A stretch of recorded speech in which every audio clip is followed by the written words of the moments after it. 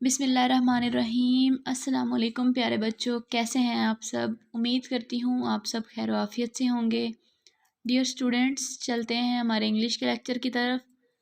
जी students, उम्मीद करती हूँ आप सब बच्चे जो है वो हमारे तमाम जितने भी लेसन्स हम कर रहे हैं सब लर्न कर रहे होंगे और साथ साथ जो है वो आपको समझ भी आ रही होगी।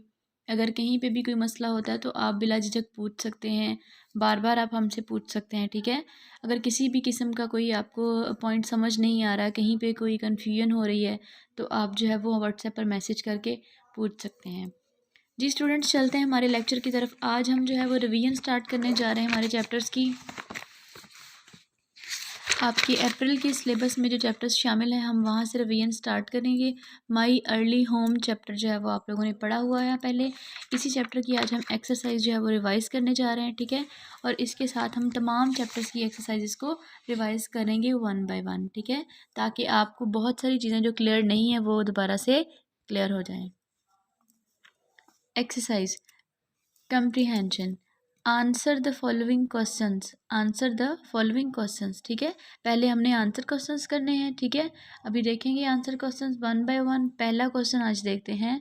What did black beauty live on before he could eat grass.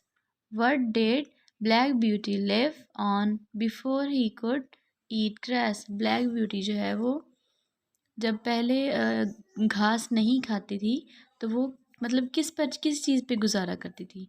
घास खाने से कबल वो किस चीज़ पर गुजारा करती थी, क्योंकि पैदा होते ही तो वो घास नहीं खाना शुरू हो गई थी ना, तो इस वजह से वो पहले किस चीज़ पे गुजारा करती थी देखते हैं।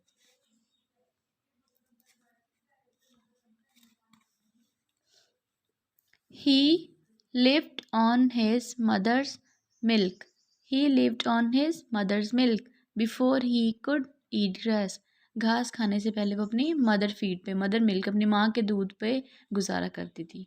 What happened once Black Beauty was old enough to eat grass? क्या हुआ था जब वो घास खाने के काबिल हुई थी पहले।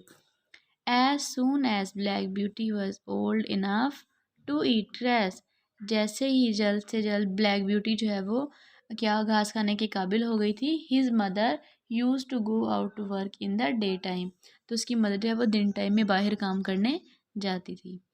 What advice did black beauty's mother give him. What advice, उसकी भी माँ ने उसको क्या एडवाइस दी, ठीक है, उसकी माँ ने उसको क्या नसीहत की। Black beauty's mother advice was, उसकी मदर की ये नसीहत थी, to grow up gentle and good, कि जल्दी से बड़े हो जाओ, बड़ी हो जाओ, and never learn bad ways, और बुरे तरीके मत सीखना, ठीक है। बड़े होना है, कैसे बड़े होना है, बिल्कुल जो है वो अच्छी आदतों के साथ बड़े होना है और बुरे तरीके जो है वो नहीं सीखने। What job does master do. He is the owner of the farm. He is the owner of the farm. Farm के owner थे वो। What do we learn about the Black Beauty's grandparents? What do we learn about Black Beauty's grandparents? Black Beauty के जो grandparents हैं उनके बारे में हमने क्या पढ़ा या हम क्या जानते हैं। Black beauty's grandmother won the cup. Black beauty's grandfather, black beauty के जो ग्रैंड फादर थे उन्होंने कप जीता था at the new market race, जब न्यू मार्केट रेस हुई थी। And his grandmother had a very sweet temper, और उसकी जो ग्रैंड मदर थी वो वेरी स्वीट टेम्पर, बहुत से अच्छे गुस्से वाली थी, जो प्यार से गुस्सा आता है ना, थोड़ा बहुत गुस्सा, वैसी थी। What did the master call black beauty and why. The master call, जो मास्टर थे वो ब्लैक ब्यूटी को क्या कहते थे और क्यों कहते थे। The master called Black Beauty darkie. Master जो थे वो ब्लैक ब्यूटी को डाकी कहते थे, बिकॉज, क्योंकि, he was a dull black colour, क्योंकि उसका ब्लैक कलर था, क्योंकि उसका रंग जो था वो काला था, ठीक है। Who is old Daniel. Who is old Daniel. Old Daniel was the man. Old Daniel was the man. Old Daniel एक इंसान था who look after horses. Who look after horses, जो घोड़ों की देखभाल करता था। इसी के कुछ MCQs हैं वो भी देखते हैं, आपके यूनिट में से लिए गए हैं, आप सब लोगों को इंशाल्लाह आते होंगे। I lived upon my dash before I could not eat grass. मैं गुजारा करती थी पहले जब मैं घास नहीं खाती थी। तो आप सबको पता है कि आंसर क्या है, goat milk, cow milk, mother's milk. Obviously mother milk, अभी हमने क्वेश्चन में भी पढ़ा, पहले आपने चैप्टर में भी पढ़ा हुआ है। तो I lived upon my mother's milk before I could not eat grass. There were dash young colts in the Medo.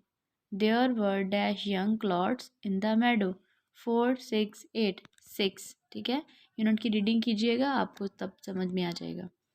Your grand father one the cup 2 year at the dash. Your grandfather won the cup 2 year at the dash. America, old market, new market. अभी questions में भी हम लोगों ने पढ़ा new market. Master was dash. Master कौन था?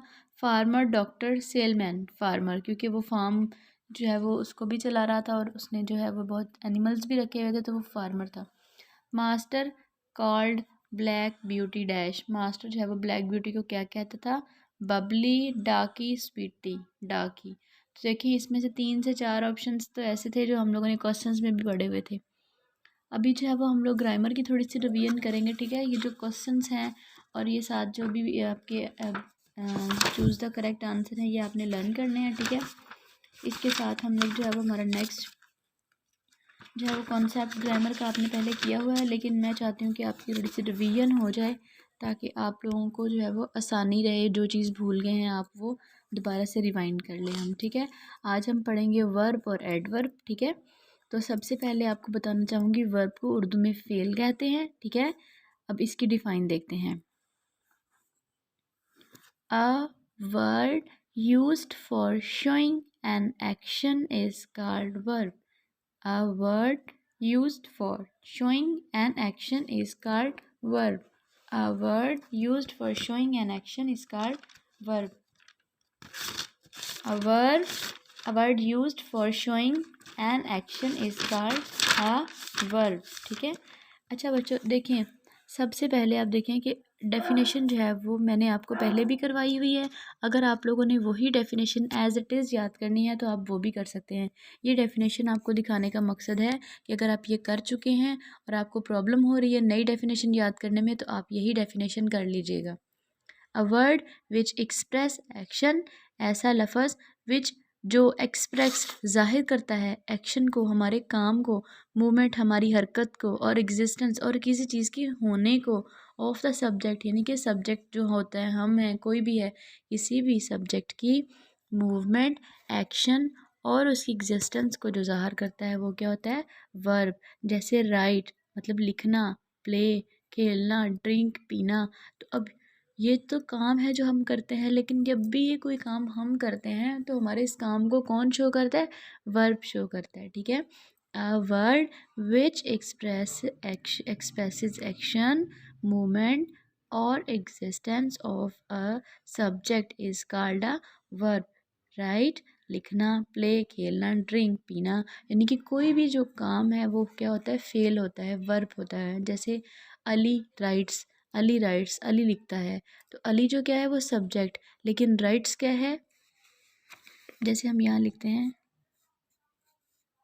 Ali rights, तो अली जो है वो लिखता है, ठीक है। अब अली क्या है? हमारे पास सब्जेक्ट है और राइट्स क्या है? वर्ब है। तो अली लिखता है, अली सब्जेक्ट है, सब्जेक्ट के काम को किसने शो किया? वर्ब ने, कि अली जो है वो लिखता है। सारा प्लेज, सारा खेलती है। तो सारा जो है सब्जेक्ट है, प्ले उसका काम है जो वो कर रही है एट द टाइम, ठीक है। तो उस काम को शो करता है। तो ये था हमारा वर्ब। अब हम जो है वो थोड़ा सा कॉन्सेप्ट देखेंगे एडवर्ब का, ठीक है।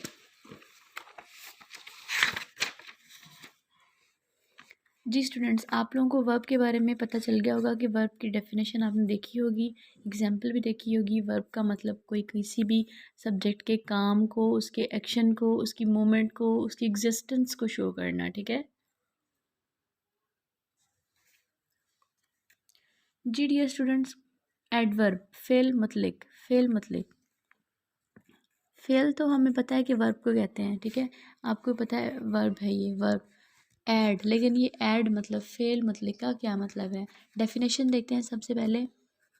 Adverb is a word which qualifies a verb or an adjective or another adverb. Adverb is a word which qualifies a verb or an adjective or an other word verb.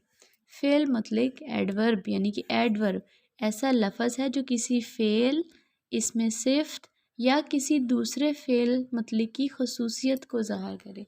यानी कि हम कोई भी काम करते हैं तो उस काम की खसूसियत क्या होगी कि वो हम काम किस तरह से कर रहे हैं, अच्छा कर रहे हैं, बुरा कर रहे हैं, तेज़ी से कर रहे हैं, जल्दी कर रहे हैं, देर से कर रहे हैं, मतलब उस काम के बारे में हमें कोई ना कोई जो इन्फॉर्मेशन है वो हमें एडवर्ब देता है। देखते हैं मिसालें, फिर आपको समझ आएगी। Examples, the old man walks slowly. अब आप देखिएगा यहाँ पर बूढ़ा शख्स आहिस्ता चलता है। The boy runs quickly, Ali drives carefully. अब slowly, carefully, quickly are adverbs. Adverbs हैं, क्यों? देखें यहाँ पर वॉक क्या है, ये हमारे पास वर्ब है वॉक्स, ठीक है। ये वॉक जो है वो वर्ब है, तो लेकिन वॉक तो वो कर रहा है, वो वैसे भी तो कह सकते हैं the old man walk, the old man walks. हम ये भी कह सकते हैं द ओल्ड मैन वॉक्स कि ओल्ड मैन जो है वो वॉक कर रहा है या चल रहा है, लेकिन हमने साथ इजाफा किया है उसकी खसूसियत में, उसके चलने की खसूसियत में हमने इजाफा किया है। किस बात का? इस बात का कि वो आहिस्ता चल रहा है या तेज़ चल रहा है। तो हमने कहा the old man walks slowly कि वो आहिस्ता चल रहा है। हमने सिर्फ उसका काम ही नहीं बताया, हमने साथ ये भी बताया कि वो कैसे चल रहा है, वो काम कैसे कर रहा है। Ali drives carefully. अब अली ड्राइव्स, अली गाड़ी चला रहा है, ये तो पता चल गया। हम वैसे भी कह सकते हैं ना, हमें अली ड्राइव से पता चल गया कि वो कोई काम कर रहा है, वो गाड़ी चला रहा है, लेकिन हमें साथ में मज़ीद उसके गाड़ी चलाने में इजाफा करके बताया गया, एक्सप्लेन करके बताया गया अली ड्राइव्स केयरफुली कि वो एहतियात से गाड़ी चला रहा है, ठीक है। All these words explain their verbs and they show their qualities कि वो अपने वर्ब को तो जाहिर करते ही हैं, साथ उनकी क्वालिटी बताते हैं कि हमारा जो वर्ब है वो किस तरह का है, किस नौइयत का है, किस तरह से काम हो रहा है।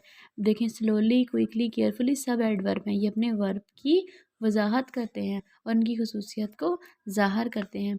रिमेंबर, याद रखिएगा, usually we add ly, L Y, ly to an adjective to make an adverb. कोई भी एडजेक्टिव, एडजेक्टिव कहते हैं इसमें सिफ्त को, देखो ना, इसमें सिफ्त का मतलब है कि हम लोगों ने किसी भी चीज़ की तारीफ़ बयान करनी है, तारीफ़ या उसकी कमी बयान करनी है। तो जब तारीफ़ या कमी बयान करनी हो एडवर्ब बनाने के लिए तो हम एल वाई का इस्तेमाल करते हैं। स्लो, क्विक, केयरफुली ये सब इसमें सिफ्त भी हैं, ठीक है, ये सब एडजेक्टिव भी हैं। तो जब स्लो, स्लो के साथ एल वाई लगाएंगे, क्यों? क्योंकि हम लोग एडवर्ब बना रहे हैं। वैसे तो हम कह सकते हैं the old man walk slow, लेकिन एल वाई लगाया क्योंकि एडवर्ब बनाना है, the old man walks slowly. तो इसमें सिफ्त के बाद हम एल वाई ज़रूर लगाते हैं। अगर इसमें सिफ्त नहीं होगा तो हम एल वाई नहीं लगाएंगे, ठीक है। और अगर एडजेक्टिव हो, एडजेक्टिव में लास्ट वर्ड वाई हो, तो हम उसको जो है अगर एल में चेंज कर देते हैं, ठीक है। मतलब जैसे इजी है तो ईजीली, ईजीली, स्लो है तो स्लोली, इस तरह से हम उसको एल और वाई में तब्दील कर देते हैं, ठीक है। इसकी आगे बहुत सारी काइंड्स भी हैं, बहुत लंबा टॉपिक है ये, लेकिन आपने सिर्फ इतना ही करना है कि वर्ब की डिफ़ाइन करनी है, उसकी एग्जांपल, साथ में एडवर्ब की डिफ़ाइन और उसकी 2-3 एग्जांपल, और ये थोड़ी सी एक्सप्लेनेशन जो हमने पढ़ी है ये करनी है, ठीक है। अपना बहुत सारा ख्याल रखिएगा, अपना लेसन अच्छे से रिवाइज़ कीजिएगा। अल्लाह हाफिज़।